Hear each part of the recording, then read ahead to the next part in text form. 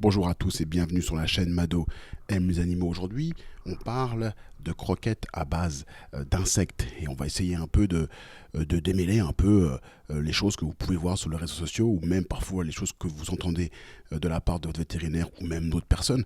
Et on essaiera un peu de voir pour qui ça peut s'adresser ces croquettes à base d'insectes et est-ce que c'est intéressant de se dire tiens, moi j'ai mon chien qui mange des croquettes classiques qui ne sont pas à base d'insectes, puisque les croquettes classiques sont souvent à base de viande et poissons qui sont les résidus, là je parle de protéines bien évidemment, qui sont des résidus donc de l'alimentation humaine.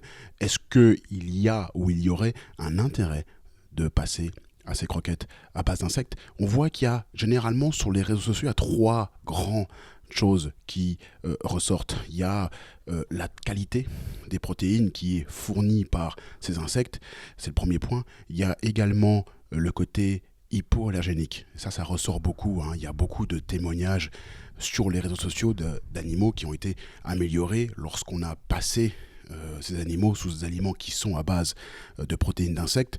Et il y a des témoignages de personnes qui vous disent bah oui, depuis que je l'ai fait, mon chien digère mieux et je n'ai plus de problème de peau. On essaiera de comprendre pourquoi et essayer de savoir si c'est vraiment intéressant de le faire si votre animal a des problèmes de peau. Et puis il y a un troisième argument que j'ai vu sur les réseaux sociaux, c'est l'argument écologique. Est-ce que vraiment c'est plus écologique de donner donc des croquettes à base d'insectes qu'à base de viande? Et vous verrez là que c'est un peu complexe, je trouve, de s'y retrouver par rapport à ce point, cet aspect écologique. Je vais faire référence également à la VAC qui en a parlé. La VAC, c'est un congrès vétérinaire. Chaque année, il réunit donc des centaines, voire plus de vétérinaires et beaucoup d'intervenants. Ils ont fait un peu le point aussi sur ces croquettes à base d'insectes. On va voir un peu l'argument, en tout cas, qui circule dans le monde vétérinaire.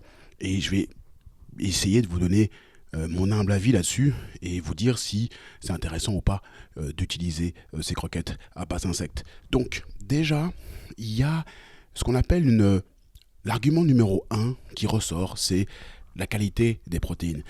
Les protéines, généralement, elles sont issues, finalement, elles se constituent d'acides aminés. Et si on veut évaluer, donc l'ensemble des acides aminés forment une protéine, d'accord? Et si on veut évaluer la qualité des protéines, généralement, on regarde aussi la qualité des acides aminés parce que beaucoup d'entre eux sont essentiels et on en a besoin, le chat et le chien, on a besoin en quantité quand même assez suffisante pour justement subvenir à ces besoins.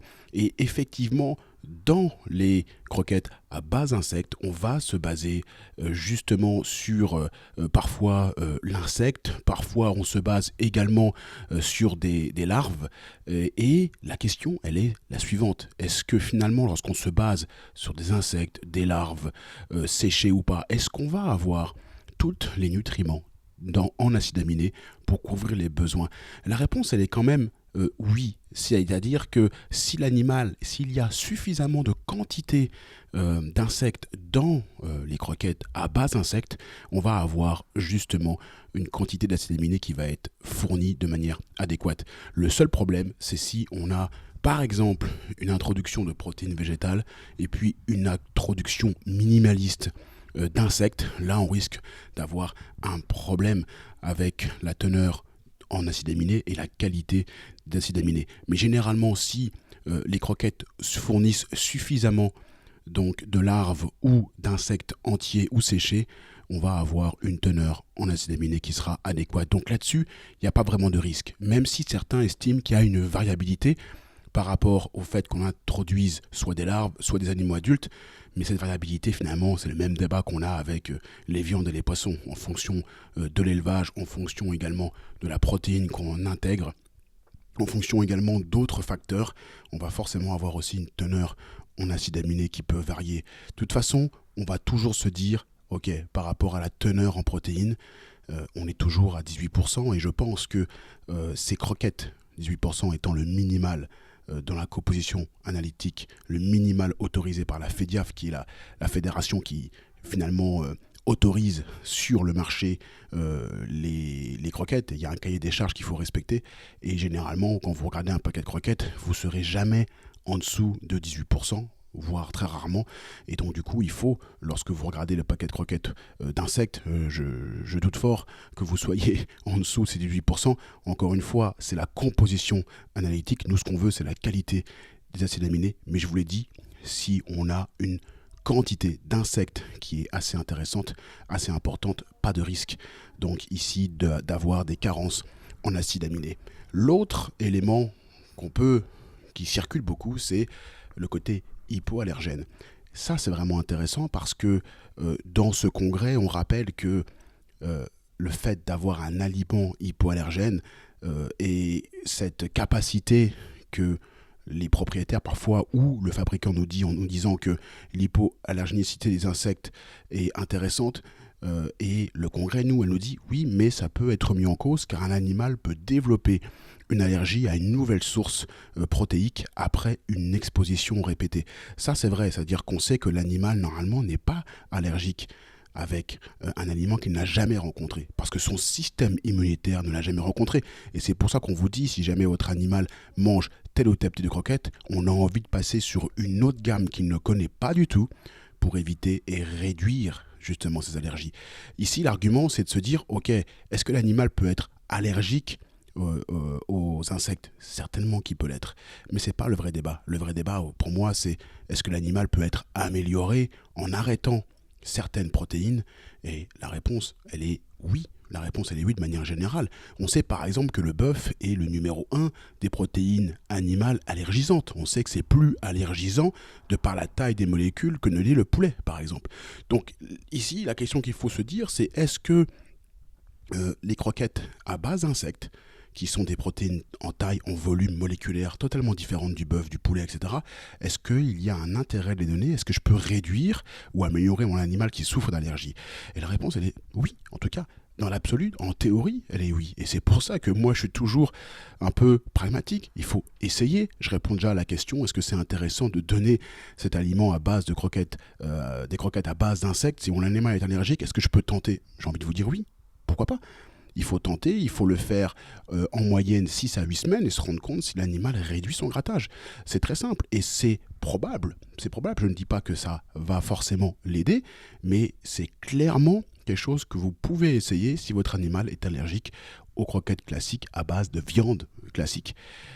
Ça ne sera pas forcément la panacée, ça ne marchera pas sur tous les animaux, mais je pense que ça peut être intéressant et je vais aller en faveur de tous ces arguments qu'on a sur Internet qui nous disent depuis que je fais ça, mon animal est amélioré par le grattage, je vais les croire et je vais leur dire bien évidemment que c'est possible. Maintenant, est-ce que à force de donner ce paquet de croquettes, l'animal peut ou pourrait développer une allergie aux insectes et se regratter, ou même un animal qui ne se gratte pas pourrait développer une intolérance à ce produit se gratter? La réponse, elle est oui. Vous pouvez développer une intolérance ou une allergie à force d'être exposé à la même protéine pendant des semaines, des mois, des années. Ça, c'est clair. Et puis, le troisième argument qu'on a beaucoup, c'est forcément le côté écologique. Ça, c'est compliqué. Ça, c'est compliqué à analyser parce que finalement, c'est vrai que la production d'insectes, et c'est ce qui a été finalement avancé à la vague, c'est que la production d'insectes, elle est coûteuse en énergie et que les élevages utilisent des ingrédients qui sont finalement similaires à ceux des animaux de rente, ce qui donc va limiter l'intérêt écologique. Ça, c'est vrai parce qu'il y a beaucoup d'arguments, ils vous disent oui, mais l'insecte à produire, c'est beaucoup plus, on va dire, facile et beaucoup, on va dire, écologique, friendly à faire que les animaux de rente. Ça, c'est vrai, ça, c'est totalement vrai. Le problème, c'est que la majorité des croquettes, elles sont faites avec des résidus de la nourriture humaine, c'est-à-dire que c'est nous les humains qui ne mangeons pas tel ou tel produit, donc c'est souvent des sous-produits, et c'est ça qui va être intégré dans les croquettes. Et là, on passe sur un autre modèle économique où on va produire ici les insectes et faire des croquettes, ce qui est totalement différent, vu que, à ma connaissance, et j'ai envie de dire à ma connaissance parce que je peux me tromper, on ne produit pas, entre guillemets, en France, en tout cas en France, et je suis quasi sûr, on ne produit pas d'élevage totalement destiné aux croquettes. On ne produit pas d'élevage de poulets entièrement destiné aux croquettes. Souvent, ce sont des résidus de la filière humaine, ce sont souvent des viandes qui vont être séparées mécaniquement, on appelle ça VSM, viande séparée mécaniquement sur la carcasse, et on utilise donc toute la carcasse qui nous reste pour en faire des croquettes. Donc, du coup, l'argument de dire ça sera plus écologique, c'est rien n'est moins sûr. Parce que d'un côté, on a un résidu de la chaîne qui a été faite pour l'humain, et on prend ce résidu-là, Donc on exploite la globalité de l'animal, et de l'autre côté, on produit, je ne sais pas si vous voyez la différence, on produit des insectes pour justement faire des croquettes. Donc ça, c'est un point qui est assez compliqué, je pense, pour avoir l'impact environnemental. Est-ce que finalement, les résidus qu'on va utiliser de la filière humaine, est-ce qu'il y a forcément un coût, déjà une empreinte carbone? Est-ce que cette empreinte carbone sera supérieure ou est égale à la production elle-même donc des insectes pour faire des croquettes? Ça, je trouve que c'est assez compliqué à évaluer, mais j'ai envie de dire que si on veut comparer les deux, il faudrait vraiment avoir des chiffres assez précis. Donc aujourd'hui, pour le coût écologique, l'argument de dire que c'est plus écologique que les croquettes à base de viande, c'est un argument pour moi qui est mis en branle par le fait qu'on produise volontairement ces insectes pour en faire des croquettes. Donc c'est assez compliqué de trancher sur ce débat-là. Il y a aussi un autre débat de la toxicité, éventuellement des contaminants qu'on a dans l'élevage. Bon, les contaminants qu'on a dans l'élevage d'insectes, voilà, ça sera sensiblement les mêmes qu'on va avoir dans les élevages pour les animaux de compagnie, donc les animaux de rente, pardon, qu'on intègre, par exemple les antibiotiques ou les métaux lourds.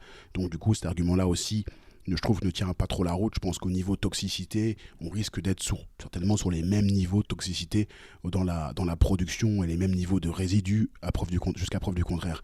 Donc voilà ce que je peux dire sur les croquettes d'insectes. Moi, je finirais par dire que ce qui compte, c'est la clinique. Ce qui compte, c'est être pragmatique. Ce qui compte, c'est d'avoir du bon sens. Aujourd'hui, si je veux tenter ces croquettes, je peux le faire. Je vais le faire avec raison, raisonnablement. C'est-à-dire que je vais faire une transition pendant une semaine, et je vais donner ça pendant 6 à 8 semaines, et je vais regarder si mon animal se gratte moins, ou je vais regarder si mon animal digère mieux. Ça, c'est des choses que vous pouvez faire vous-même, et il n'y a pas vraiment de contre-indication. Et puis si jamais vous voyez que ça ne marche pas, vous pouvez toujours repasser aux autres croquettes. Moi, je suis ouvert, j'ai pas de biais particulier avec, avec les croquettes. Moi, mon biais principal, c'est surtout la santé des animaux, et si je me dis qu'on peut faire ce changement alimentaire pour avoir un animal en meilleure santé, et qu'on puisse tenter ça, j'ai envie de dire pourquoi pas, faites-le et voyez ce qui se passe. Sinon, il y a bien sûr énormément d'autres alternatives pour améliorer la santé de votre animal de compagnie. Donc écoutez, partagez la vidéo, mettez des pouces bleus, et puis commentez, et puis moi je vous dis à très vite sur la chaîne Mado aime les animaux pour d'autres contenus. Bye bye.